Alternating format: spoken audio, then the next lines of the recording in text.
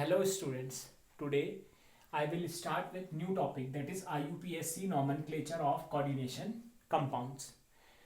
So in this first we must know about some rules. जिस तरीके से IUPAC nomenclature हम स्टडी करते हैं ऑर्गेनिक केमिस्ट्री पढ़ने के लिए, ठीक वैसे ही IUPAC nomenclature होता है इनऑर्गेनिक केमिस्ट्री में कोऑर्डिनेशन कंपाउंड्स की नेमिंग पढ़ने के लिए.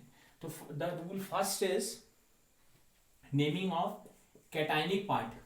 So naming of cationic part first followed by the name of anionic part. So पहले हम जान लेते हैं कि cationic part एक्चुअल में होता क्या है. जैसे अगर हम कोई एग्जाम्पल के फॉर्म में अगर कोई कॉम्प्लेक्स लिखेंगे, जैसे हमने K4PtCl6 ये कॉम्प्लेक्स लिखा, तो इसमें जो फर्स्ट पार्ट है आपका ये वाला जो इस ब्रैकेट के बाहर से प्रेजेंट है ये कैटायनिक पार्ट होता है, और ये वाला जो पूरा है इतना जो लेफ्ट है ये एनायनिक पार्ट होता है. तो सबसे पहले हम कैटायनिक पार्ट का नेम लिखते हैं. जैसे यहाँ पर कैटायनिक पार्ट में आपका पोटेशियम प्रेजेंट है, तो हम जनरली नेमिंग लिखते वक्त इसमें इसका नेम लिख देंगे सिंपली पोटेशियम. अब आपको क्या ध्यान रखना है कि जैसे यहाँ पर को 4 है, यहाँ पर को 3 भी हो सकता है, 2 भी हो सकता है, इवन सिंपल के भी हो सकते हैं.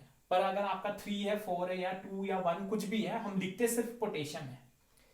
Tetra potassium, tri potassium, di potassium नहीं लिखते हैं, तो सिंपली पोटेशियम लिखा जाता है. अब सेकंड रूल के अकॉर्डिंग है, क्योंकि ये पार्ट का नेमिंग तो आपको आ गया, अब हमें जानना है कि सेकंड पार्ट इसका नेमिंग कैसे करेंगे.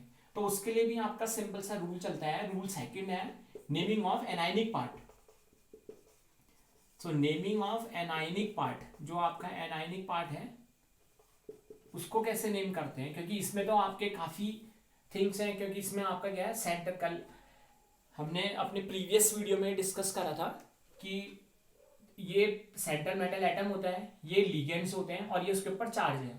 तो जो आपका एनायनिक पार्ट है उसमें अगर हम नेमिंग करेंगे, जैसे माना अगर हमने कोई एनायनिक पार्ट फॉर एग्जांपल अगर यही आपका कोई कॉम्प्लेक्स मिल जाए आपको PtCl6 जिसमें पॉजिटिव पार्ट नहीं हो, सिर्फ इतना पार्ट हो, सिर्फ एनायनिक, तो इसमें चार्ज आपका होगा यहाँ पर को 4 नेगेटिव, क्योंकि यहाँ 4 पॉजिटिव था, इसको बैलेंस करने के लिए 4 नेगेटिव. सिर्फ इतना ही है कॉम्प्लेक्स, आगे से कुछ नहीं लिखा. तो एनायनिक पार्ट में हम नेमिंग जो करते हैं उस रूल के अकॉर्डिंग होता है, रूल सेकंड के अकॉर्डिंग, कि सबसे पहले नेमिंग लिखा जाता है लिगेंड्स का.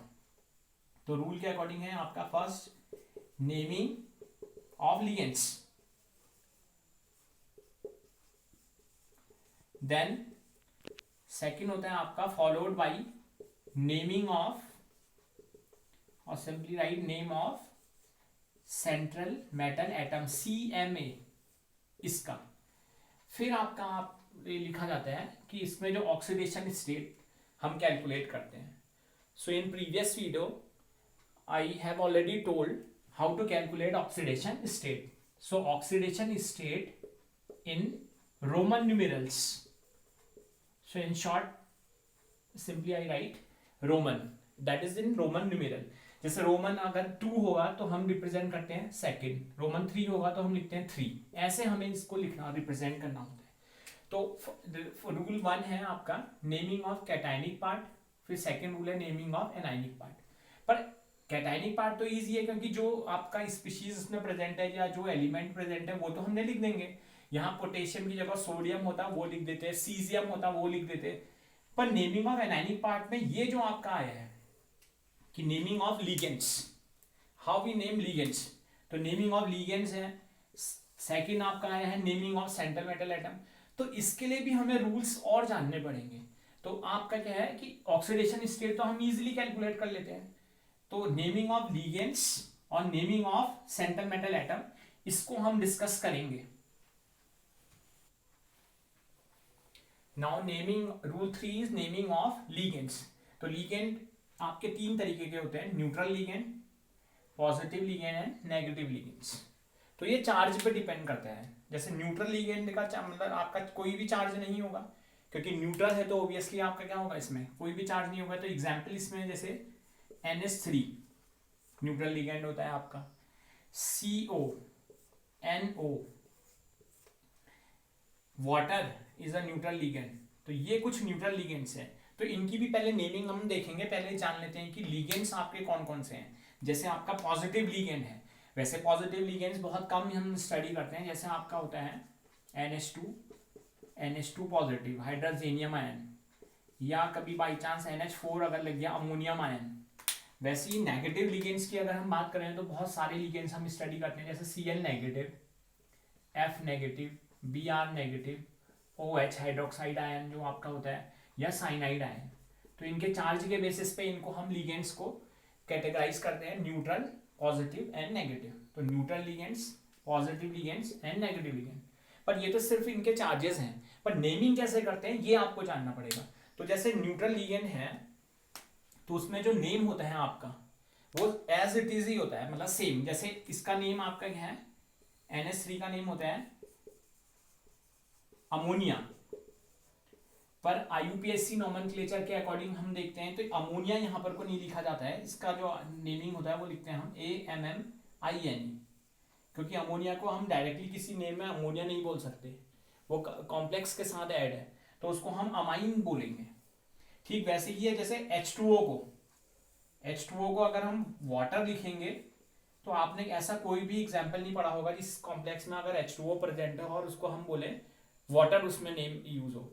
तो वाटर के लिए generally we use aqua, AQUA, aqua term use होता है। ऐसे ही पॉजिटिव लिगेंड में है आपका, जैसे इसका नाम आपका क्या होगा, अमोनियम आयन, तो हम अमोनियम ही यूज करते हैं, या इसका होता है हाइड्रोजेनियम आयन, तो इसका आपका वही यूज करेंगे हम। और सबसे इंपॉर्टेंट जो है वो नेगेटिव लिगेंड्स। तो नेगेटिव लिगेंड्स में वैसे जैसे Cl नेगेटिव है, इसका एक्चुअल नेम होता है क्लोराइड, CHLORIDE। तो IUPAC नोमेनक्लेचर के अकॉर्डिंग होता है कि इसमें से E रिप्लेस करके, लास्ट जो वर्ड है E रिप्लेस करके -E, इसमें हम ऐड कर देते हैं O। So this is according to the new recommendation of IUPAC nomenclature, and that is according to 2004 recommendation, that is it is converted into chlorido। ये chloride नहीं बोलते इसको, हम E हटा के O लगा देंगे तो क्लोरिडो हो जाएगा। तो सिमिलरली अगर F की बात करें तो ये हो जाएगा फ्लोरिडो, ये ब्रोमीडो, हाइड्रोक्सीडो, साइनो। तो इस तरीके से IUPAC नोमेनक्लेचर आपका लिगेंड्स का करा जाता है। अब rule 4 is naming of central metal atom. So central metal atom में हमें ध्यान रखना होता है कि अगर सेंट्रल मेटल एटम के साथ अगर नेगेटिव लिगेंड जुड़ा हुआ है तो सेंट्रल मेटल एटम के लास्ट में आपका ATE सफिक्स लग जाता है, ये ध्यान रखना पड़ता है। और अगर सेंट्रल मेटल एटम के साथ न्यूट्रल लिगेंड लगा हुआ है तो देयर इज नो चेंज, ये आपका होगा no change, as it is ही रहेगा। और पॉजिटिव लिगेंड के केसेस हम बहुत कम पढ़ते हैं। पॉजिटिव लिगेंड्स में IUM का डिस्क्रिप्शन होता है कि IUM लगे, बट मेनली हम ये दो ही टॉपिक आपके डिस्कस करते हैं कि सेंट्रल मेटल एटम के साथ नेगेटिव लिगेंड और सेंट्रल मेटल एटम के साथ न्यूट्रल लिगेंड। अब आपके ये 4 रूल्स कंप्लीट हो गए हैं। इसके बाद हम डिस्कस करेंगे IUPAC नेमिंग कैसे करते हैं कोऑर्डिनेशन कंपाउंड्स। नाउ आप नेमिंग आपको बताते हैं कि जैसे हमने डिस्कस करा था एक एग्जांपल K4PtCl6। तो इस एग्जांपल में सबसे पहले हमें कैटायनिक पार्ट लिखना है। फर्स्ट रूल के अकॉर्डिंग है नेमिंग ऑफ कैटायनिक पार्ट। तो कैटायनिक पार्ट का नेम तो सिंपल सा हो गया आपका पोटेशियम। देन आपका सेकंड रूल था नेमिंग ऑफ एनायनिक पार्ट, उसमें भी सबसे पहले किसका नेम लिखना था, लिगेंड का। पर लिगेंड तो है यहाँ क्लोरिडो, अभी बताया था आपको रूल के अकॉर्डिंग। तो 6 है अगर, तो 6 के लिए क्या टर्म यूज होता है, हेक्सा। अगर 2 होंगे तो बाई या डाई यूज करते हैं, 3 होंगे तो ट्राई, 4 के लिए टेट्रा, 5 के लिए पेंटा, 6 के लिए हेक्सा। अब जो Cl का नेम है, जैसे यहाँ लिगेंड जो है वो आपका है Cl नेगेटिव वाला, अभी नेगेटिव चार्ज नहीं है पर अंडरस्टूड है कि Cl पे नेगेटिव चार्ज। तो यहाँ इसका जो नेम होगा वो होगा, Cl नेगेटिव का नाम होता है क्लोराइड, पर रूल के अकॉर्डिंग क्या था, E हटा के हमें क्या लगाना है, O लगाना है। तो यही हमें जानना है, ये हो जाएगा आपका CHLORIDO, क्लोरिडो, हेक्साक्लोरिडो। इसमें ये भी ध्यान रखना पड़ता है एक रूल के अकॉर्डिंग कि सारे वर्ड्स स्मॉल होने चाहिए। ये स्मॉल है, ये भी स्मॉल है, capital words we are not using here. So hexachloride is the name of ligand. Now the next part of that is, now next is naming of central metal atom. अब naming कैसे करेंगे central metal atom की, आपको बताया था कि जब central metal atom के साथ जो लिगेंड जुड़ा हुआ है उसका नेचर देखना है. तो सेंट्रल मेटल एटम के साथ ये था रूल नंबर 4 में कि सेंट्रल मेटल एटम के साथ कौन सा लिगेंड जुड़ा हुआ है, ये जुड़ा हुआ है आपका नेगेटिव लिगेंड. तो नेगेटिव लिगेंड अगर जुड़ा होता है तो आपको बताया था रूल के according we use the suffix ATE in the name of central metal atom. तो सेंट्रल मेटल एटम का नाम होता है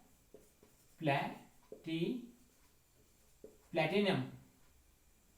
तो प्लेटिनम की जगह आपका हो जाएगा ये प्लेटिनेट, ATE लग जाएगा, इसमें सफिक्स यूज जाएगा प्लेटिनेट. नाउ नेक्स्ट आपका था oxidation number in Roman numerals. तो इस कॉम्प्लेक्स के लिए अगर हम ऑक्सीडेशन स्टेट अगर हम कैलकुलेट करेंगे तो ऑक्सीडेशन स्टेट इसमें आपका क्या होगा कि पहले हमें ऑक्सीडेशन स्टेट कैलकुलेट करने के लिए आपका देखना पड़ेगा कि इसका कितना आएगा चार्ज. तो पोटेशियम का है आपका 4 multiplied with charge of potassium is 1 plus इसको अगर हम कंसिडर करेंगे हो गया x plus 6 multiplied with -1 is the charge of Cl that is equals to 0. Complex के ऊपर अभी कोई चार्ज नहीं है. तो ये आपका सॉल्व करेंगे तो ये हो जाएगा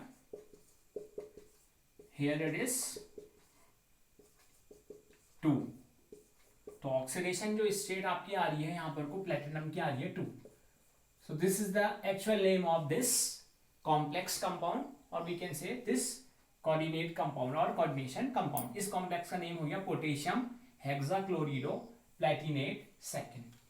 तो इस तरीके से आपका इसमें नेमिंग करते हैं. Now next example is K4FeCN whole 6. So this is very similar to the previous one, but इसमें सिर्फ आपका नेमिंग चेंज है, सेंट्रल मेटल एटम और लिगेंड्स डिफरेंट है, बट लिगेंड का चार्ज नेगेटिव ही है. तो यहाँ पर भी 4 है तो ऑब्वियसली हम राइट लिखेंगे इसमें पोटेशियम. अब आपका क्या आएगा नेमिंग ऑफ लिगेंड फर्स्ट. तो यहाँ पर भी 6 ही है तो यह आएगा हेक्सा, यहाँ आपका आएगा साइनो, क्योंकि साइनाइड एक नेगेटिव लिगेंड है, इसका एक्चुअल नेम होता है साइनाइड. इसमें अगर हम ई रिप्लेस करके ओ लगाएंगे, यहीं पर देख लेते हैं, ओ लगाएंगे तो ये हो जाएगा साइनिडो. बट जनरली सिर्फ ये एक ऐसा नेगेटिव लिगेंड है जिसमें हम साइनिडो बोलने के बजाय आपका बोलते हैं साइनो. तो ये आपका नेम हो गया हेक्सासाइनो. अब जैसे यहाँ पर भी आपका सेंट्रल मेटल एटम के साथ इसके साथ नेगेटिव लिगेंड जुड़ा है, तो यहाँ आपका आयरन है, जैसे वहां प्लेटिनेट लिखा था तो यहाँ आयरनेट तो लिखेंगे नहीं, क्योंकि ironate is not the exact term use for that. तो यहाँ आपका आता है एक आपने स्टेट पढ़ी होगी that is known as ferrate, और ऑक्सीडेशन स्टेट है 4 and 6. तो ऑब्वियसली यहाँ पर को कैलकुलेट करेंगे तो कितना आएगा ऑक्सीडेशन स्टेट सेकेंड. तो इस तरीके से IUPAC नॉमेनक्लेचर हम पढ़ते हैं कोऑर्डिनेशन कंपाउंड्स का बाय यूजिंग सिंपल 4 रूल्स. तो इसी के बेसिस पे आपको कुछ क्वेश्चंस अभी देंगे. So finally I have written 3 compounds, these complexes. So you have to write the name of these in IUPAC nomenclature. ये आपके लिए एज अ होमवर्क आपको दिया है, आप इसको ट्राई करो जो भी आपको रूल्स बताए थे उसके अकॉर्डिंग. Thank you.